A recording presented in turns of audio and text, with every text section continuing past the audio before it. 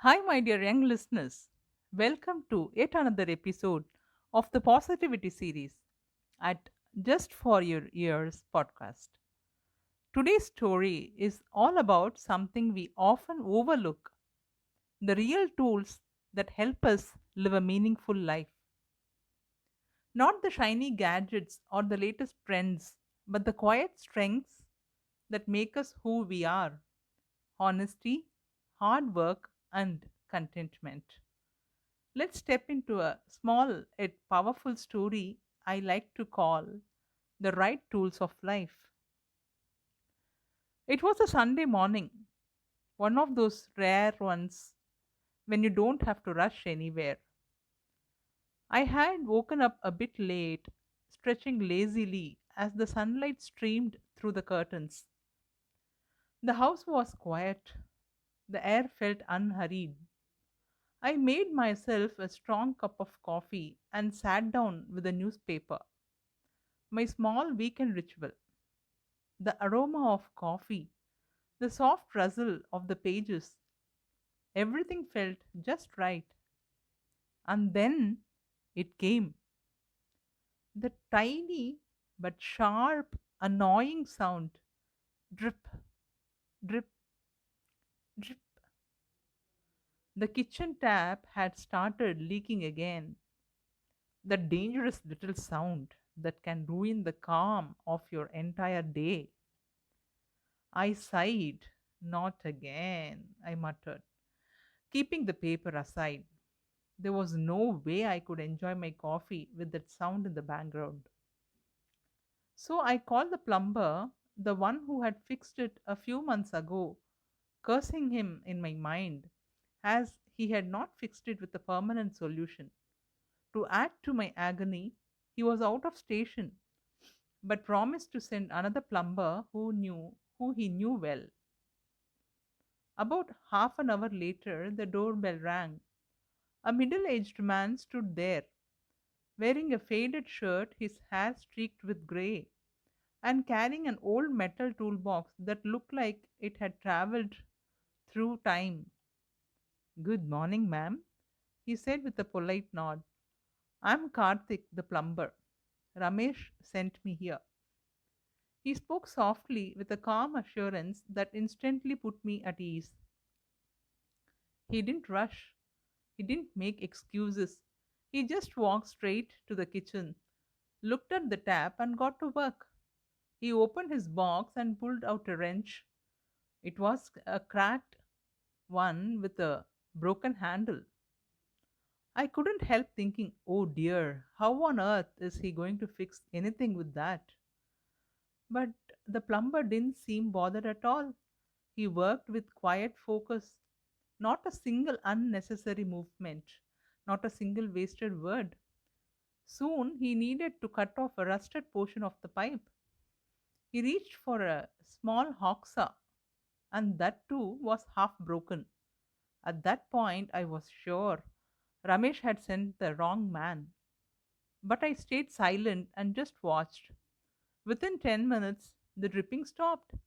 The tap was polished and shining again. Not a single drop escaped. I was genuinely impressed. I handed him 200 rupee, saying, "You have done a great job." But to my surprise, he shook his head gently. "No, ma'am, 100 is enough." I blinked in surprise. Who refuses extra money these days? I asked, almost amused. He smiled, a calm, grounded smile that reached his eyes. "Ma'am," he said softly, "every job has its worth. If I take more today, I will expect more tomorrow. And when that doesn't happen, I will be unhappy. So I prefer to take only what's fair. It keeps me content." I nodded, a bit speechless. "At least buy yourself a new wrench and saw. They will make your work easier." He chuckled lightly, wiped his hands on his towel, and said, "Ah, ma'am, tools are meant to wear out. That's their destiny.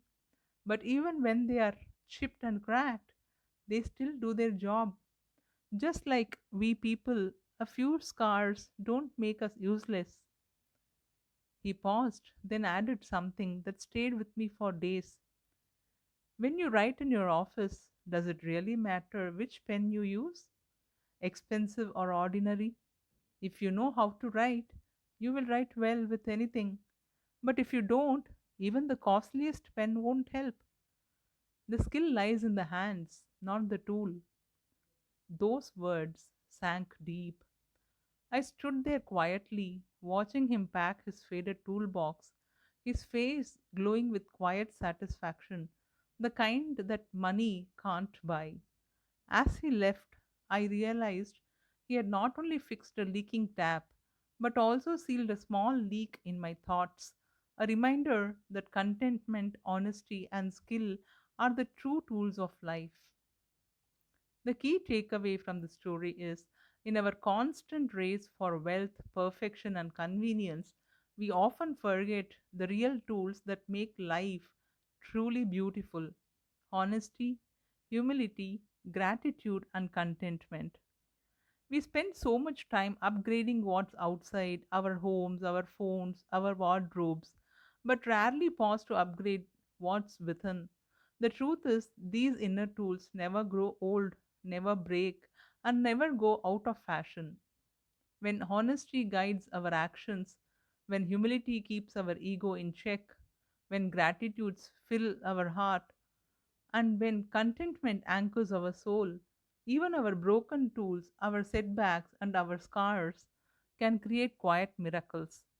But when these values are missing, no amount of riches, comfort, or luxury can fill that emptiness.